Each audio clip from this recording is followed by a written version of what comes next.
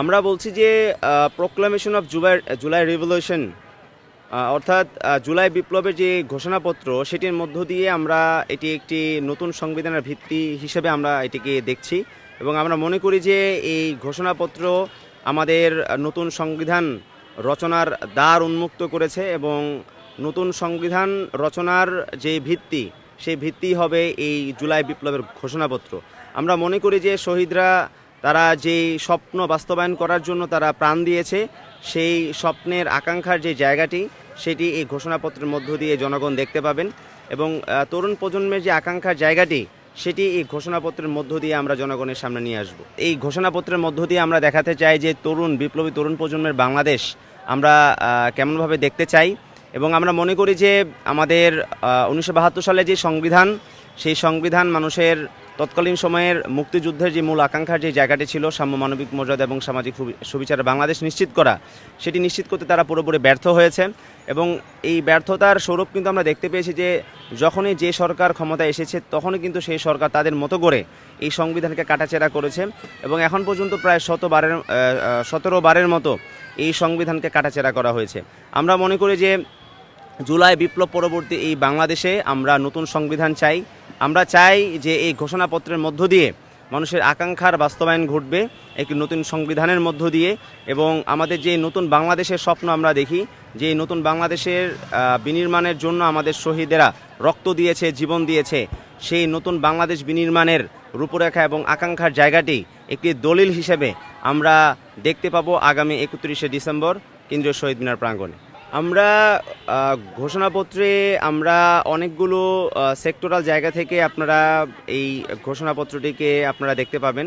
বাংলাদেশে যতগুলো গুরুত্বপূর্ণ অর্গান রয়েছে, সেই অর্গানগুলো থেকে শুরু করে বিভিন্ন বিভিন্ন প্রোটোকল থেকে শুরু করে বিভিন্ন বিষয় এখানে নিয়ে আসা হয়েছে, যেগুলোতে আমাদের বাংলাদেশের মূল সমস্যা অর্থাৎ মৌলিক সমস্যার যে জায়গাগুলো আছে, সেগুলো এখানে মৌলিকভাবে অ্যাড্রেস করা হয়েছে।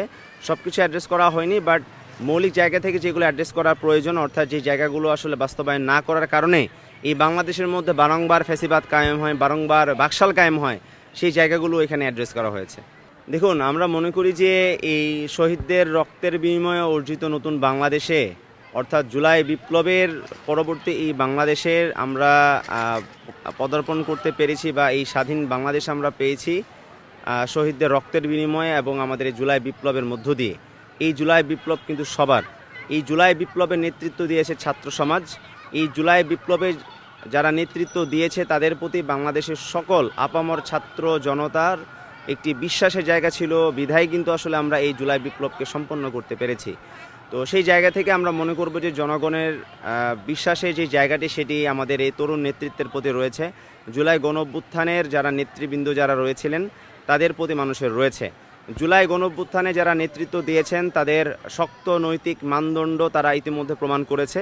এবং আমরা আমাদের জায়গা থেকে তরুণ হওয়া সত্ত্বেও আমরা সকল ধরনের ষড়যন্ত্র ফাঁদকে ঢেলে দিয়ে, সকল ধরনের লোভ লালসাকে কোরবানি দিয়ে আমরা আমাদের এখন পর্যন্ত আমরা টিকে রয়েছি। এবং আমরা মনে করি যে এই তরুণ প্রজন্মের যে নেতৃত্ব, এই নেতৃত্বের প্রতি বাংলাদেশের আপামর ছাত্র জনতার বিশ্বাস রয়েছে।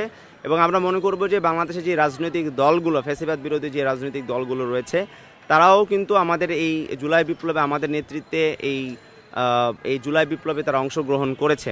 এবং সবার সম্মিলিত অংশগ্রহণের মাধ্যমেই কিন্তু আসলে আমরা ফ্যাসিস্ট হাসিনা মুক্ত বাংলাদেশ আজকে পেয়েছি। সেই জায়গা থেকে অবশ্যই আমরা প্রত্যাশা করছি যে রাজনৈতিক দলগুলো সেখানে অংশগ্রহণ করবে এবং সেখানে কোনো ধরনের দ্বিমত পোষণের আসলে কোনো সুযোগ নেই।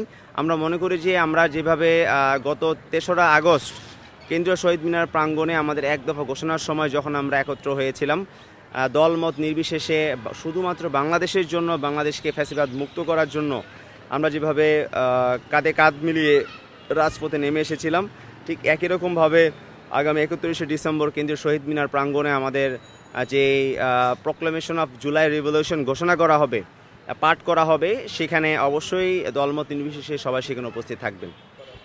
দেখুন, আমাদের 31শে ডিসেম্বর রাজনৈতিক দল নিয়ে কিছু বলবার নেই।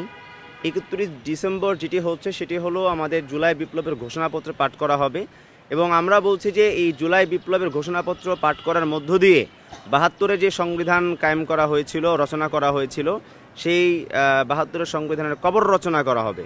এবং আমরা বলতে চাই যে ৭২-এর সংবিধান মানুষের আকাঙ্ক্ষার জায়গাটি বাস্তবায়ন করতে ব্যর্থ হয়েছে।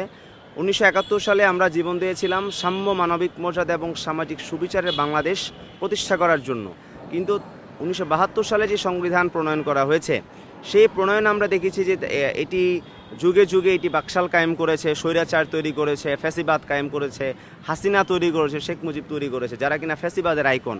এই ফ্যাসিবাদের আইকন যে সংবিধান তৈরি করেছে সেই সংবিধান আমরা চাই না। আমরা চাই যে এই জুলাই বিপ্লবের যে ঘোষণাপত্রের মধ্য দিয়ে এই জুলাই বিপ্লবের ঘোষণাপত্র একটি নতুন সংবিধানের ভিত্তি হিসেবে স্থাপিত হবে এবং আমরা আগামীর বাংলাদেশ আমরা কীরকম চাই সেই রূপরেখা আমরা এই জুলাই বিপ্লবের ঘোষণাপত্রের মধ্য দিয়ে জনগণের সামনে আমরা উপস্থাপন করব।